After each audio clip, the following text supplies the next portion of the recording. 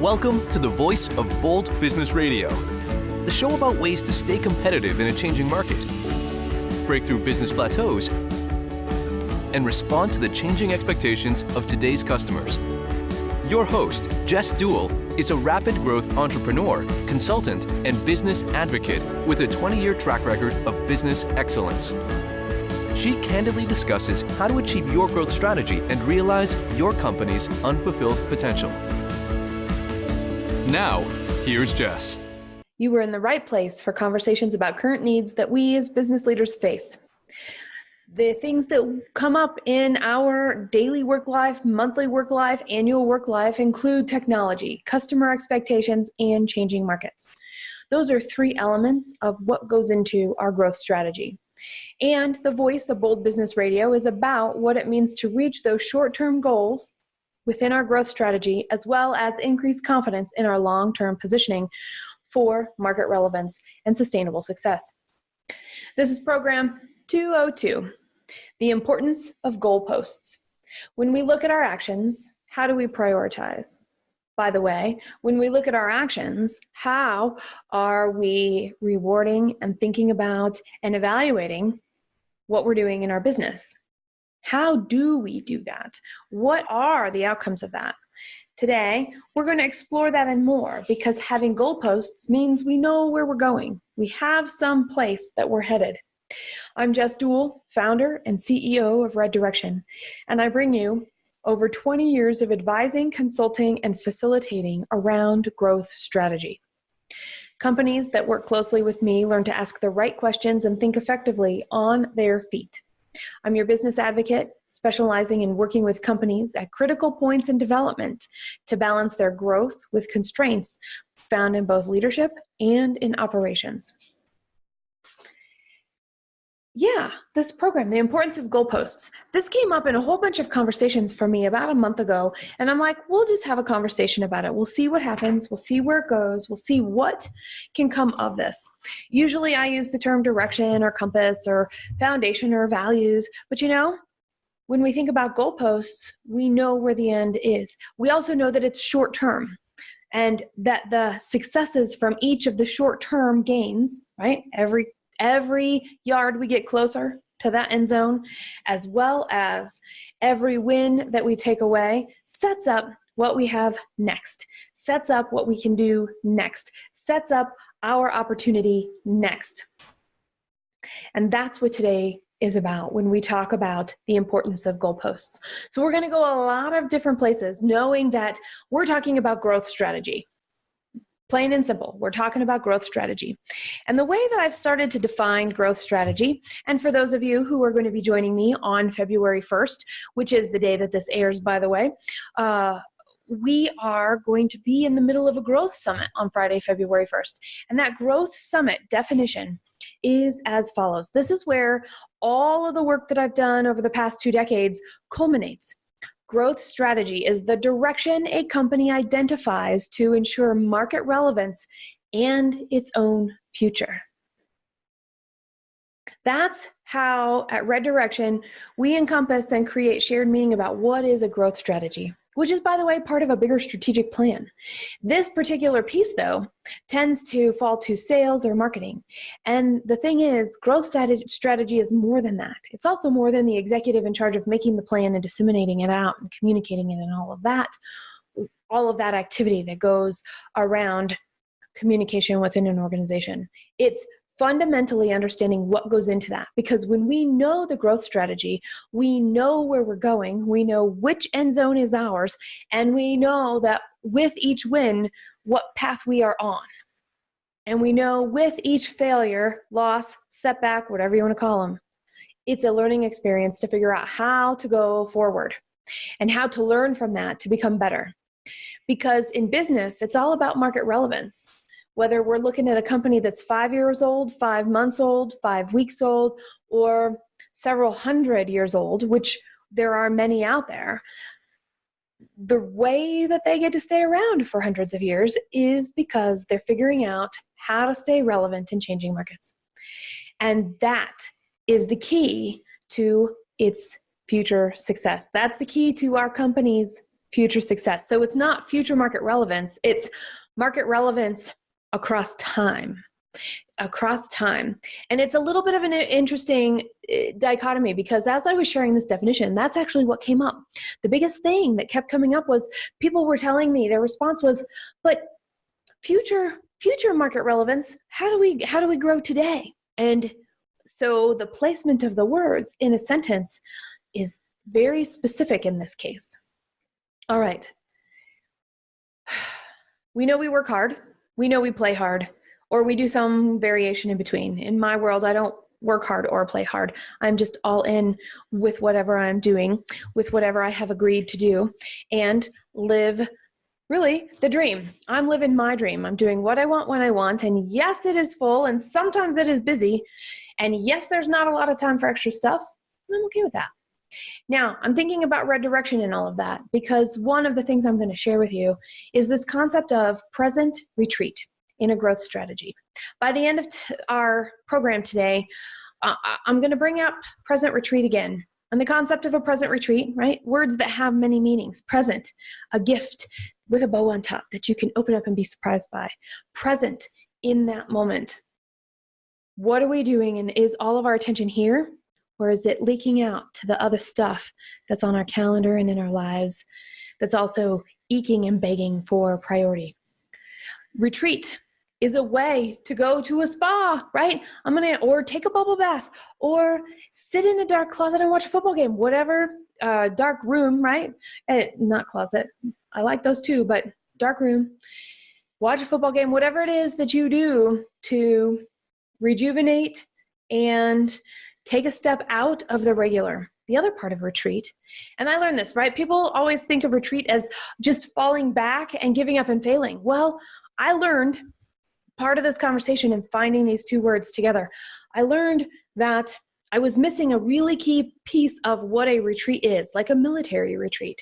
And that is that it's not only taking a step back, it's not pulling back to say, man, we failed, what do we do? It's a step back to say, wow, look how far we've come. Look what we're dealing with. Here's actually what we have to go forward and solve the problem with. So we can 2 steps back, 1 step forward might be one way to look at it. I'd like to reverse it and say, when we retreat, we've taken 2 steps forward. We're going to take a step back so that we can figure out how to take 2 steps forward and make sure that we're as all in as we can be. So our shared definition of growth strategy, the direction a company identifies to ensure its market relevance and its own future. Second, part of that is taking the time to interact and engage with that definition with our businesses through this concept of a present retreat. So how do we use our business goals to improve our chances of success? Well, guess what? That means we have to stop and look backwards. We have to grab those reports we may not look at on a regular basis, have conversations that we may not have very often, and bring them all together. Did you know there's a stat? I love statistics every once in a while, and this is one that I really love. And it's, because it proves my point. So you know how we look for things that we look for things that allow us to question and make sure we have all of our assumptions found and that we have all sides. Well, sometimes these things fall out of trees. And this particular stat, I was like, well, look at this. This just reinforces everything that we've been building over the last however long we've been building, many years here at Red Direction. And that is when engagement with growth strategy happens, when it does, only 20% of executives engage with it on a regular basis, and that regular basis is less than 1 hour per month. Can you imagine? Hello, think about exercise. What if you only exercised 1 hour per month? What if you only slept 1 hour per month? What if you only got gas 1 hour per month, right? And then the rest of the time you were on overload. Well, all of those things have quickly diminishing returns. And so this concept of being able to use the past and then spend some active time means Well, we do all those things more than once. We answer our email more than once. We check, well, some of you insert your social media here on some regular basis. Making sure that our customers are taken care of, putting out fires, all those things have nothing to do with creating market relevance and our business's future. They have to do with right now and the squeaky wheel, or right now and the immediate opportunity, or right now and the pivot. So when we are able to actually spend more time than 1 hour a month, the game changes. Some playing football in the fog and not knowing where your end zone is, to being able to let that fog settle on the side, move out of the way, so that path becomes clearer. May not be completely clear, but clearer, so you know which direction your end zone is in, makes it or breaks it. We get stuck in the day-to-day. We get stuck in the process. And I'm saying, let's step out. Let's look back. Let's engage more, because we have business goals. And when we only look at them on a monthly basis or a quarterly basis, and we're only spending a little bit of time with them, what ends up happening is we're putting our finger in the air and going, which way is the wind blowing? Instead of being able to go, okay, I see the progress from last week to this week. Let's look back a month. What does that look like? Okay, we're closer than we thought we were over the last week or month, and that's great because we went back a little farther. We can see a better trajectory of where we're going and what to adjust and change to get solidified and stay on that path that we are looking for. And that's really, we're using data to shape our objective. We're using past data to understand exactly where we are now, so that we have the before and now we can see the direction we want, and we can find out, is there a gap to shift? Are we running toward the wrong end zone, for example? And those goals, I know people are really good, right? Oh, so I was at a conference, total side note. I was at a conference recently and I asked some questions. I do market research as much as I can for Red Direction. And one of the things I did was I handed out a survey, and there was a drawing for participating in the survey. What I found was that it's January. Okay, this was earlier in the month. It's January. At this conference, there were a good percentage of people that had already achieved their entire year's growth plan in the first 2 weeks. Okay, you people, come on now. Come on now. That means it wasn't that strong, your bar isn't that high, you're really not growing, or who knows what else your reason might be. But you know, to get it done so there's space for other stuff is kind of interesting. What if we got it done and we had space for other stuff? Kind of interesting. Andrew Zicklin was on the show on Tuesday, and you know what? He was talking about just this very thing. So good show to go back and watch. See Andy and what he's all about, and the conversation that we had around time and priority. So we've got this business, and so there's my little side tangent. So we've got this business, right? This business plan for the year. And we've got a growth strategy plan that looks out 3 years, 5 years, and when we're really, really up for it, 10 years or so. In fact, there are a couple of people that I've talked to recently, and somebody who will be a guest on the show in the next month or so, that is actually, they're taking that model of a 100-year business plan. And I'm going to put that out right here, because the sneak peek of that is they don't know where they're going to be in 100 years. They don't know what technology is going to be in 100 years. They don't know what their customers are going to want in 100 years. But they know when they're looking so far ahead that there will be change, it opens up the possibility and the perspective of collecting more information to find patterns earlier. Very interesting. So we're talking about the ways that we use data and information to shape our objectives and to set the business direction. So if you're already achieving your business goals for the year, you know what? That's not a growth strategy, and that is not even a business plan. That's just, I don't even know what to call it. I was dumbfounded. Maybe use hashtag VBB radio, and let's talk about that. But more importantly, what came out of this was a different piece of information. The goals that we set are not necessarily aligned with our growth strategy. because we're looking in the short term. We're looking for that revenue. We're looking for that number of sales. We're looking for that number of whatever's we've got right now to call a success. Well, when we do that, okay, how we do that sets the stage for what's next. And the way we're doing it and the how we are doing it together are making or are opening certain doors and shutting other doors. For lack of a better description, opening certain doors and closing other doors. So if we are not looking ahead and we are not using a growth strategy, then what? We are leaving all of our opportunities up to chance, and hopefully we find the right one at the right time. Versus, let's go for some luck here. Do the work, do the right work at the right time. Be all in, understand what that means for you, prioritize what you value, and look ahead. Because when we're looking for patterns ahead from data that is around us, then what do we get to do? We get to say, ooh, that opportunity out there looks great. We think that's where we're going. What activities are we doing today to make that one more possible? So we get lucky when the time comes and the opportunity is there and the timing is right. Voila. I like luck that way. I also know that sometimes we don't know we're taking the actions to get to the place, and we think we're lucky because we're like, how did we do that and how did this all fall into place? It always came from our past work.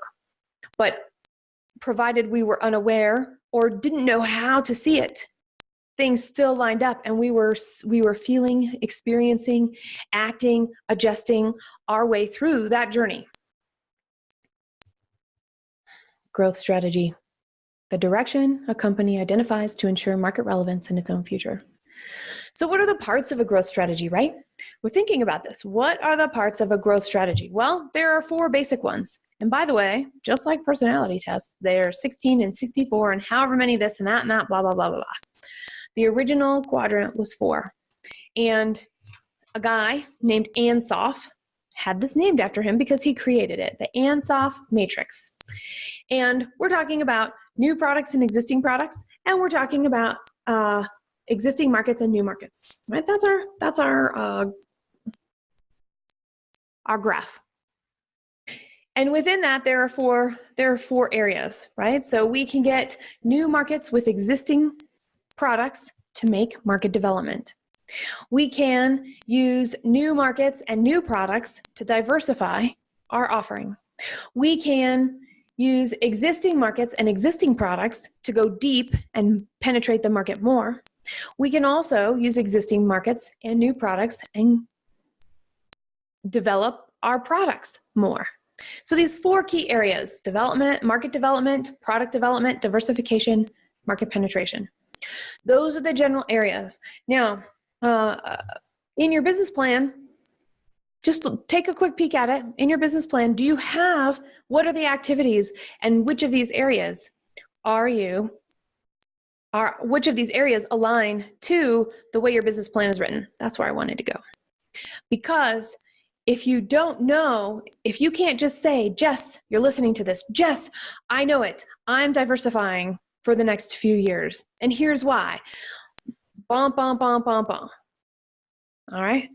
Maybe you say, oh, I'm looking at this and here are all of the activities we're doing and here are the goals that we have set. When I look at that, I see we're going to go deep into our market and we're going to get market penetration to grow. Okay.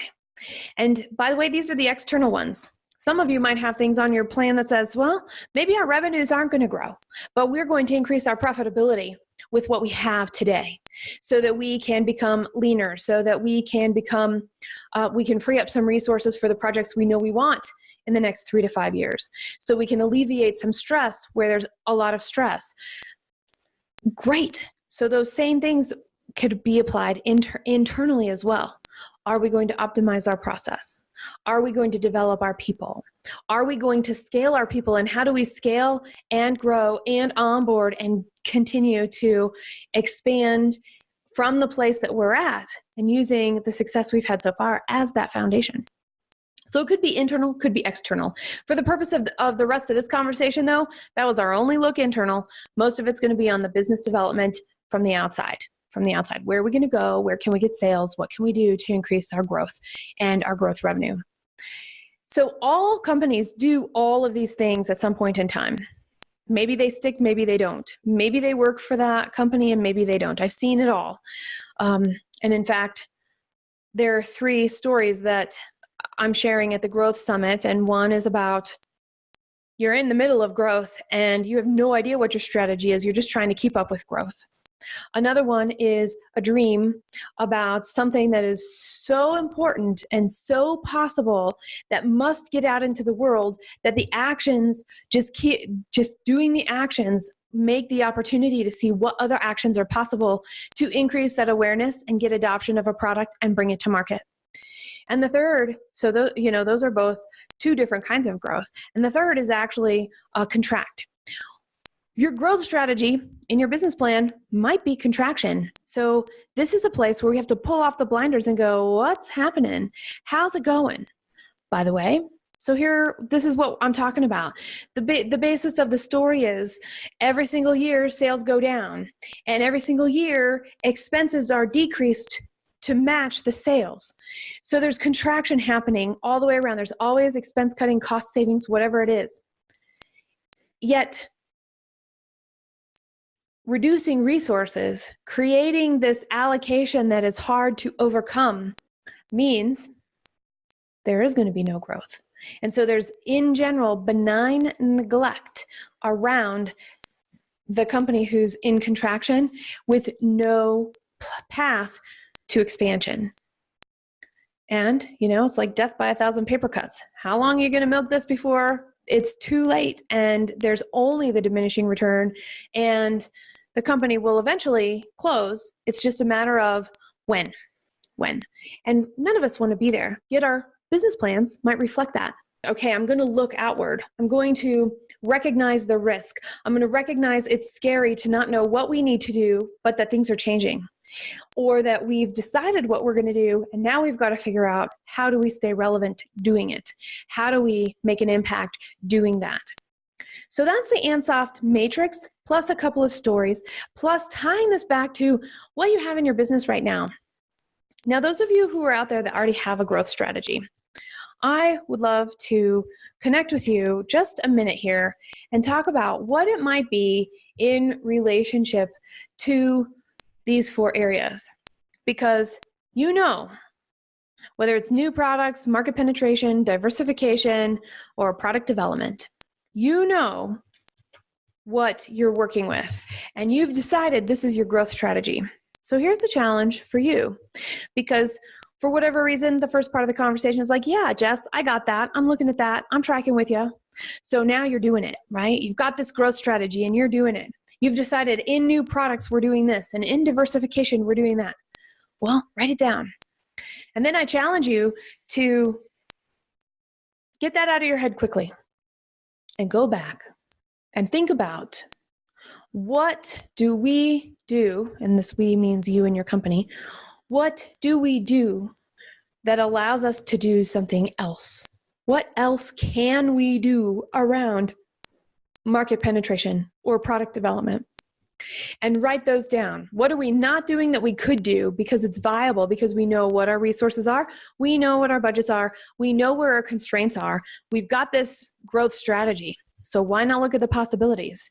Again, a way to expand awareness so that you are able to work not only with what you have, carefully craft what opportunities will come 3 years and 5 years down the road. And by the way, when we're doing that, when we're doing things for right now, this is going to help our growth right now. And we have a general trajectory, a direction, a goalpost that we're shooting for or moving toward, then what? Then we are creating our own luck, proactively developing, keeping focused, whatever other adjectives and soft skills you want to put here, because they matter. This is where confidence comes in. The more we can gather information and filter it and discern it, the more we can recognize an idea that is complete and model putting together a complete idea, meaning it has a general beginning and an end, not necessarily every single step along the way. Also, how about this other piece? What about if we, get off track? How do we know we're off track? Well, it's by thinking about it, talking about it, doing these activities. And so we're talking about growth strategy for a long-term vision. When we do what we do so well, our entire market will be satisfied, whatever that is. And of course, because technology changes, because we grow and change, because we all have different experiences, because we have different needs in our lives and our businesses, are we ever going to satisfy our mission? Maybe, but maybe not. Maybe that's where this future comes in. I know who let's just take a look at us. I know who I am right now. Right now, I am this Jess. 10 years ago, I was still this Jess, but I had a whole different outlook on life from a whole different set of experiences and from a whole different set of how I viewed the world, how aware I was. And today, I'm very different. How I am aware today.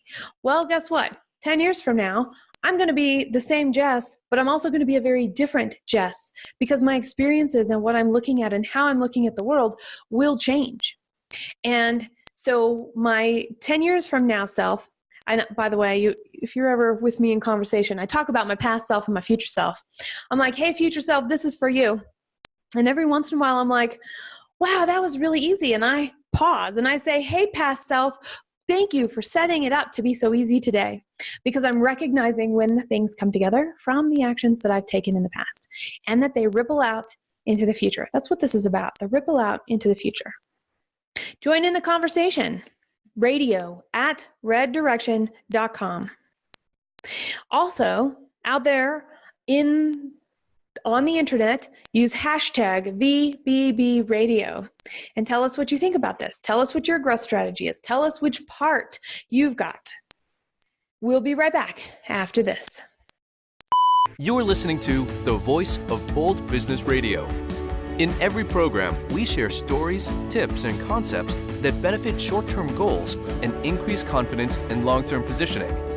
Stay current and receive programs to continue sparking ideas about growth strategy by subscribing to the program at voiceofboldbusiness.com. Now, back to Jess. You are listening to program 202, The Importance of Goalposts. And what we've done here, by the way, I'm Jess Dewell, your host. What we've done here is we've talked about what the goalposts are. We've talked about using past data. We've talked about the long-term vision. We've even talked about how do we know what our growth strategy is today, a starting point. And we've also talked about how do we take our existing growth strategy and deepen it to include possibilities that we might not have thought of. You remember how I talked about present retreat? Remember how I talked about that stat that companies engage senior executive leaders, people responsible for growth strategy, are interacting with their growth strategy, engaging it less than 1 hour a month? Okay, so this is where the rubber meets the road. In Red Direction, I thought about this, and I've thought about all of the past. And over the past, I'd say I've been developing this concept now for about 5 years. And it's taken a lot of work because 1, I have to perfect it and understand what's happening. 2, we have to put it out in the world, and we have to see what other companies and how they respond to it. Okay, so what I'm going to tell you next, your immediate response is going to be, you are kidding me. I can't do that. Well, I'm telling you ahead of time so you know you're going to have that reaction. So then you can actually hear what I'm going to say immediately following that. Here, the beginning of Present Retreat is to engage with your growth strategy once a week. Okay? You're like, yeah, okay, maybe I can do that. I'm already busy, but maybe I can figure that out. This is the part you're going to react to for 4 hours continuously, 1 block of time. 4 hours out of your entire week, your entire work week is engaged in your growth strategy. Yeah. Okay. All right, so hopefully you're over the initial part of your reaction and you can actually hear now what I'm going to say next. I warned you, you're there, giving you some space. Here we go. At first it's hard because that 4 hours, and I will tell you, every single time I've deployed this, including with myself, I spent those 4 hours catching up on email, cleaning out my inbox, cleaning off all the sticky notes on my desk, sorting through all of the different ideas that I have, evaluating this or that, but none of it had to do with my growth strategy. The good news is I got good at taking 4 hours of time and just doing something in 4 hours of time without interruption. I thought, yes, first step, get the thing on the calendar, this 4-hour block of time, and protect it for all it's worth and do it every week. So then I'm like, I sat down and I was like, well, I'm not using my growth strategy or engaging with my growth strategy this way. So now what? We got to figure out how to do that. Well, guess what? That's what I just did what I shared with you. I started to spend part of that 4 hours looking at the reports and the opportunities that we are facing. So the reports, hang on, I was jumbling all of that up because now it's a little more second nature, even though I do require, even after doing this for so long, which is over a year now, I still can easily get distracted. Because it's easy to get distracted. There's so much to think about, and there's so many other places that our brains can go when they have space.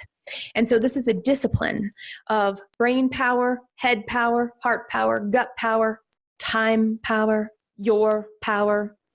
So after I was like, okay, I'm caught up. What do I do with these? What do I do with this 4 hours now, right? That took about 6 or 8 weeks, by the way, that I was cleaning up stuff. I felt like I'm not necessarily caught up, but at least I'm not bogged down. Then it's like, oh yeah, this is my growth strategy time. I feel so good. I've got all these ideas now. I've got all of these things that I've seen and cleaned up and cleared out and are top of mind because I'm doing this every single week. All right. So we increase the focus, and then that next phase, that next level of, okay, good. Our first accomplishment, we have carved out for 6 to 8 weeks, consistently 4 hours a time, that nothing else gets in the way of on our calendar. Win number 1, right? We are closer to that goalpost. All right. So then the second piece is all about how do we engage with our growth strategy? Well, we did part of that. We pulled out our business plan for this year. We pulled out our vision, mission, values. And I'm saying we now collectively, and really, this is what I did. I pulled out my business plan. I pulled out my vision, mission, values. And I realized I had a growth strategy for Red Direction, but it wasn't really written down. And if it wasn't really written down and articulated, how can anybody else on the Red Direction team join me in achieving this? Nobody. So that was my next step. I've got a growth strategy. It was in my head. It showed up in my business plan. It's very clear in my vision. Where are we going in our long term? So I spent time actively engaged in putting them together so that I could communicate. Here's what we are doing this year. This is what we're doing for Voice of Bold Business Radio for this year, so that we are there and relevant down the road with blah, blah, blah. I was able to articulate that for each part of the business. Same thing with the Women's Leadership Roundtable. Same thing with the Voice of Bold Business exchanges. Same thing with the keynotes. Same thing with the the on-site advising, sitting on a board, whatever the case may be, all the programs and the processes that are here. It became clear. And guess what? Not everything gets the same weight. Some years, certain products get the weight. Some years, other products get the weight. It depends on different things. And that's where the engagement on a weekly basis of our growth strategy helps us. We can see all the work being done and we can say, you know what? Out of the 10 things that we are doing around new products, product development, market penetration, and diversification in our growth strategy, guess what? We don't have resources to do all those things all the time. So we're going to pull resources from one, put it on another, and get that going faster. Or we're going to be like, we really can't just do what we've been doing. We really have to look at the products that we have, and are they viable? Are they able to continue and be able to make decisions that can be hard? I can tell you, in the last year, I have let go of projects that actually made me cry. They were my babies. They were my ideas. I thought they were the best ideas. Well, guess what? I had to go on the shelf. Or they got the cord cut and they got put in the bin and sent to the trash. And the reason for that is when we hold on to those things that we really want or really think we need or aren't ready to get rid of, guess what? We're taking resources that are really important to launch, develop, excel, achieve growth in another area. And the only way I saw that was by sitting down on a weekly basis with my growth strategy, with what was going on with each part of the business, with what the growth goals are, with what the objectives are, with what we see as market relevance today, as well as market relevance tomorrow, however far in the future that tomorrow may be. And so there you have it. To this day, every week, solid 4 hours, my present retreat, which, by the way, the name is brand new. Took me a long time to figure that out too. Sticking with present retreat for the time being. The concept, though, is everything comes with time. And if we only spend, look at that, if we only spend 1 hour a week, that's 52 hours in a year. And I'm not really good at math, so I've got to find my mouse, and I'm going to do that. And so that's 52 hours a year on growth strategy. And what I am suggesting in a present retreat, what I have done in my business, what I have deployed in other businesses, sometimes slower than others, sometimes it takes a while because we have to get over our own, you know what, fill in that blank. We have to get over ourselves. We have to get over what is holding us back, the fact what we think won't allow it to happen. And we can have 4 times 52. We can have 208 hours of engaged time with our growth strategy, which means we're making more decisions, which means we have more information to work with, which means we're making less guesses in the dark because we're seeking out every single piece of information we can from many angles to vet, to challenge, to poke holes in and make stronger, to validate, whatever it is. We're doing that all the time, 208 hours. And that's just my time, the time that I engage. So I'm asking you to do the same, and it's a challenge. Can you take that first step, to get to that small success? Block 4 hours, 1 day a week in your calendar and be with it and make sure nothing else gets in the way of it. Can you do that? Get that, make that a win, and then see what happens next because you've got it, and then put all the pieces together for growth strategy. Now, there are a couple of other pieces that go into the present retreat. I just described the first 2 steps because it's what we need to develop important executive soft skills. We talk about decision making, but how many decisions actually get made? How many products do we cut? How many new products do we start? How much of our resources are allocated everywhere instead of to very key specific things with very good reasons for that can be communicated out? How many things are we doing that we can actually say to our people, guess what? Our growth plan is this. Here is our goal. And this is the way 1, the way 2, the way 3. We are going to do that this year. And somebody's going to balk because they're going to be like, well, what about my project? How does this fit into my role? I'm not so sure I can do that. It's not what I've been doing. Well, guess what?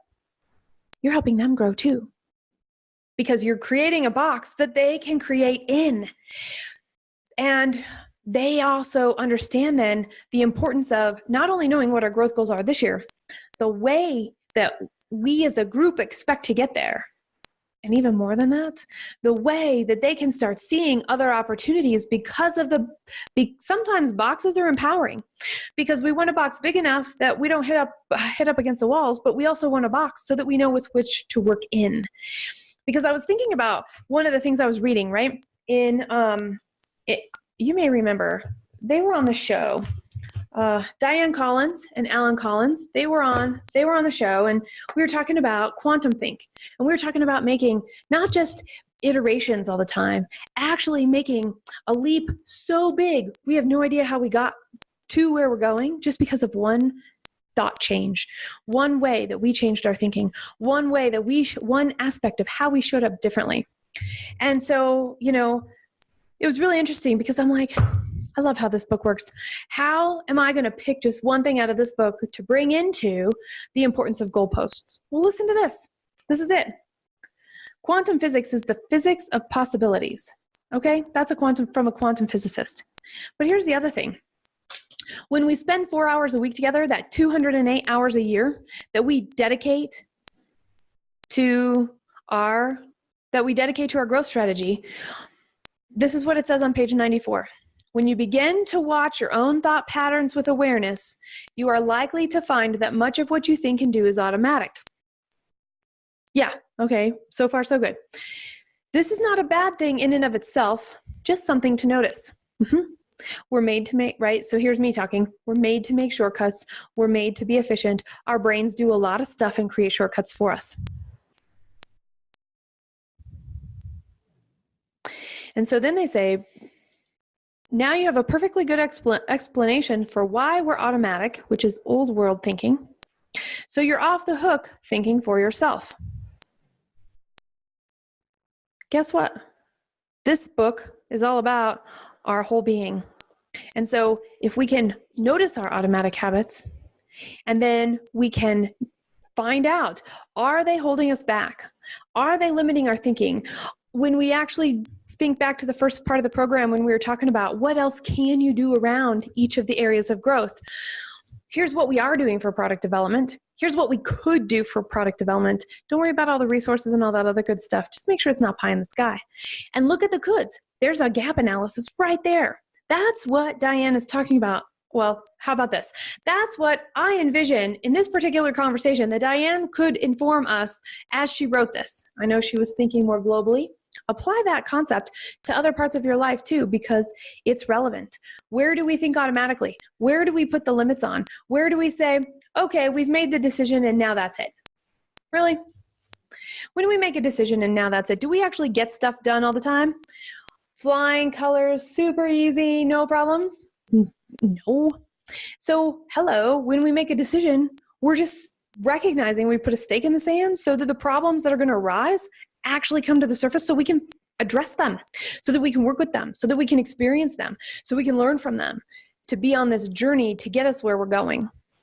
It all starts with a decision. So what is your growth strategy? Can you articulate it? Okay. Now this is kind of a big key, right? So we've got to go yard to yard all the way down the field. We're in the end zone. We win our game. We go down the field over and over again in a game. We get to the end zone. We score. We win the game. We might lose a game. We might win a game. We might really have a really bad game, wish that had never happened game. But we also might have really good games that we wish would happen more often games, right? So this concept of keeping projects together that are 1 to 3 years long, well, this is the setup to do that.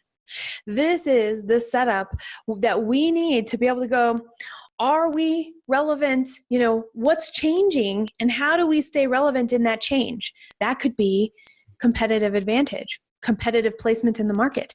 That could be what our customers want, what they think they want, and what they actually want. But if we're only spending 52 hours a year on that, we're never going to figure it out, and we're always going to be catching up. When we spend 208 hours, we may not necessarily know everything, but we sure the heck are not going to be catching up. We're going to have a pretty good sense of where we are at any point in time. And we can be disciplined about looking for that and recognizing, what am I aware of and what am I not aware of? Where are these assumptions? Is the way we're working together also now automatic, and have elephants crept into the room?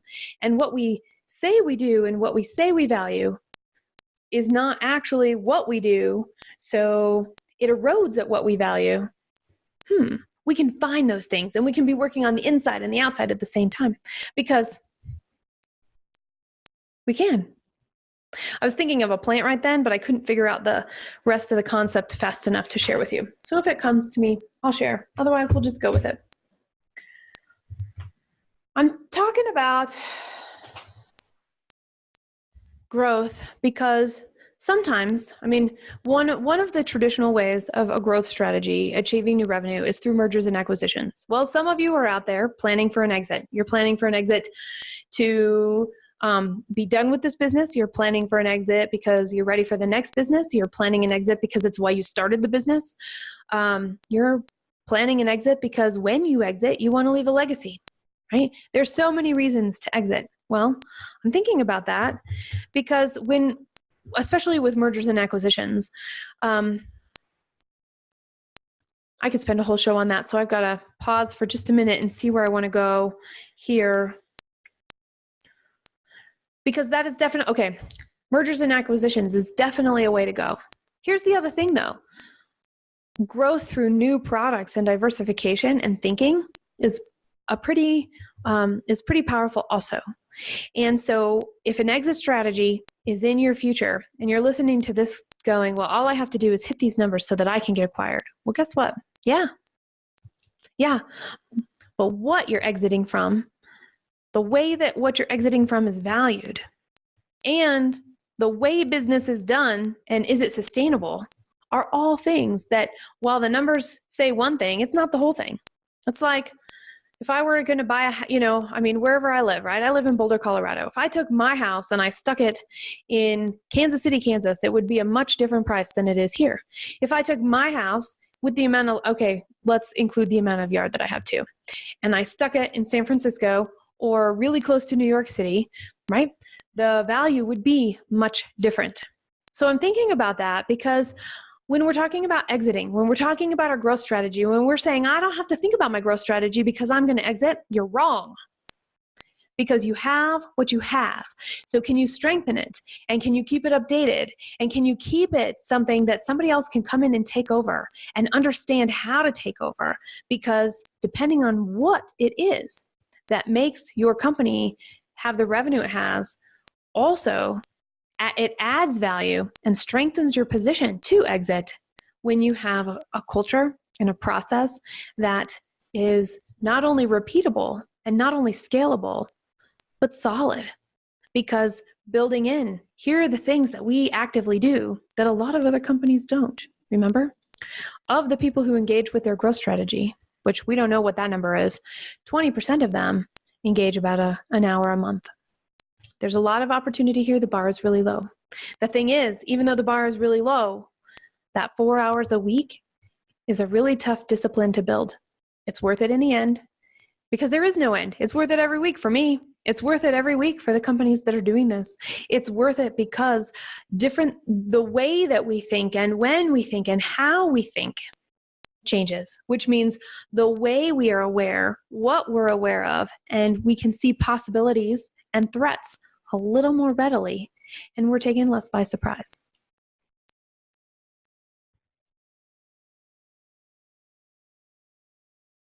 So there's some overlooking that occurs, right? There's some overlooking that happens in our businesses right now. And what I just said about awareness fixes part of that. Here's the cool thing. We're all human. We're all human. Here's the other cool thing. And because we're human, we're not ever going to know it all. So let's not pretend. That's the other thing that Present Retreat provides space for. Getting real. We don't have to pretend. We don't know all the answers. We must think about this. We must think about that. We must think about what's happening. We must think about what we want. We must think about what you want. Taking time, mulling over, grappling with things like, I don't know how we're going to do that because we don't have enough cash flow. Or, man, that's a really big risk because if that goes belly up, so do we. Or whatever the case might be for the things that you're thinking about within your business, the fear is real. The risk is real. And we think we don't have time. And we're driven to erase the fear. Time. Taking the time, carve it out. It's not the answer, but it provides the path. It provides the place to engage, to mull over, to think about, to invite the exciting, the uncomfortable, the fearful, the anxious, the in the bag, the hidden by chaos, whatever it is. They all get to come to the table, and they all have a place. And then the more we know, the more we can receive. And the more that we practice this, the bigger the space we have to work with. And we're growing. And we're making decisions faster. And even the hard ones, even the hard decisions get made faster with more confidence these days. So I'm going to leave you with that. It's bold to embrace a goalpost, to know where you're going, not only in the short term, but in the long term.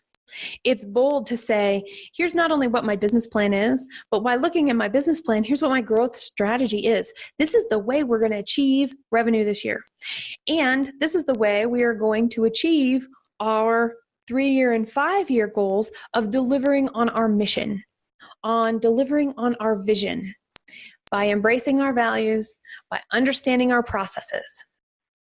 It's bold to take the time, the 4 hours a week, and engage with your growth strategy differently than ever before and consistently. You will find all the program notes from today's program at voiceofboldbusiness.com/P202. That is voiceofboldbusiness.com/P for program 202. The importance of goalposts. Keep this conversation going. Use hashtag VBB Radio. Use radio at reddirection.com. And most importantly, wherever you're listening to this has a way to rate us. Rate us. Leave us a review. It might be iTunes. It might be iHeartRadio. It might be YouTube. Whatever your preferred listening channel is, leave us a note. Tell us you're listening, enjoying the show. What do you want to hear? What you're experiencing? Because you are learning from the experiences shared on this program, and you can apply their takeaways in practical ways without having the experiences yourself. And when you do the same, our guests on our show, me as your host, we get to do the same. It's a conversation. Let's keep it going. In your work life and in your life. Okay, that was really funny. I'm going to say that one again. In work and in life, do you embrace the importance of goalposts? The Voice of Bold Business Radio gives you insights about how to achieve your company's growth strategy. Use hashtag VBBRadio or email us at radio@reddirection.com to ask questions and share your experiences. Add your voice to the conversation. Together, we define what being an effective leader means today. Special thanks to the Scott Treatment for technical production. Thank you for joining us.